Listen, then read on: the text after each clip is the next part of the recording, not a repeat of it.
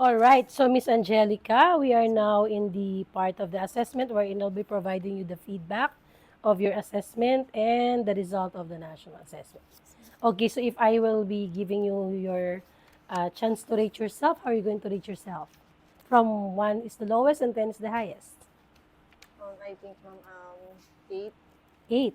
Okay, so I'll be providing you the feedback on the performance. Okay, so for the table reservation, so you were able to provide the informations about the reservations. You were able to get the details of the reservation and you were able to confirm the guest details. Okay, you were able to fold 10 napkin folds and then you were able to set up a table for 2 in a la carte.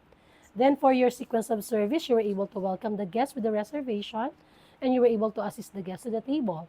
So you were able to sit the guests and then you were able to take food and beverage orders. You are very good in promoting food and beverage products. And then in the sequence of service, you were able to serve the food based on the sequence. Then during the serving of your main course, or after serving the main course, you were able to conduct 3-minute check.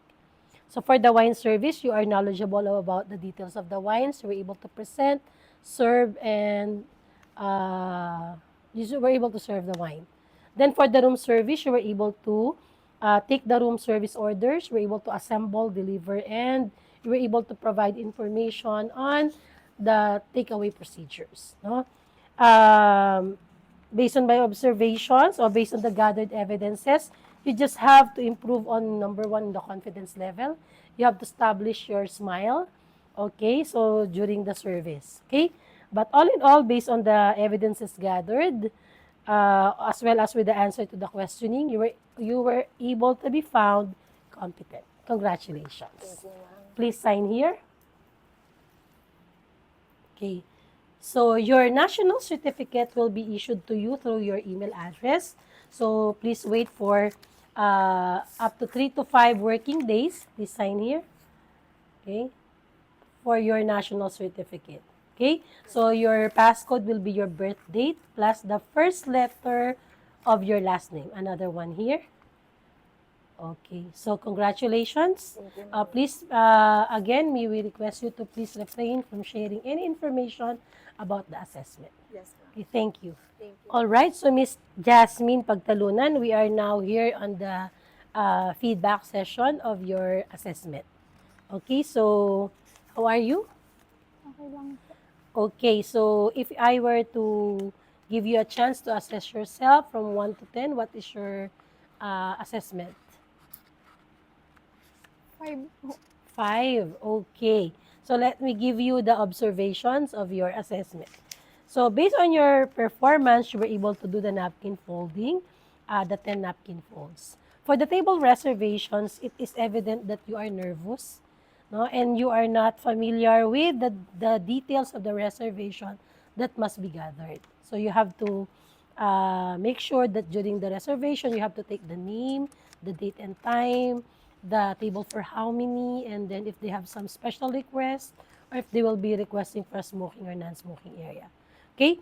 For the table setup, you were able to set up a table for a la carte, but you have to observe on the proper handling of the table appointments. Okay? Always remember that you have to hold the glasses at the base and not on the bowl. And then for the flatwares, it must be on the side of the flatwares. Okay?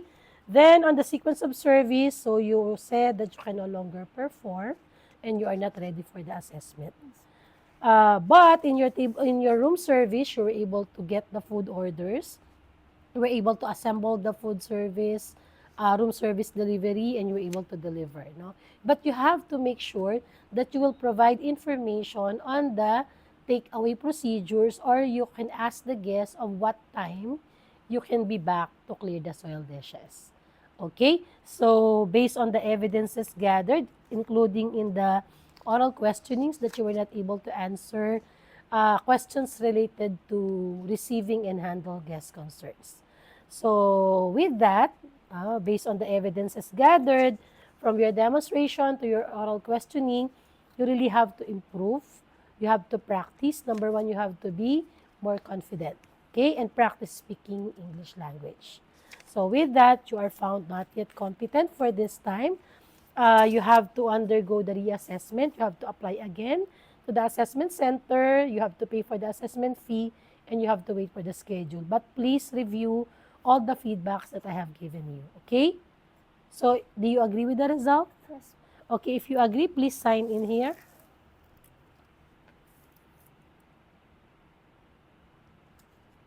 Okay, another one, please, in here. Here.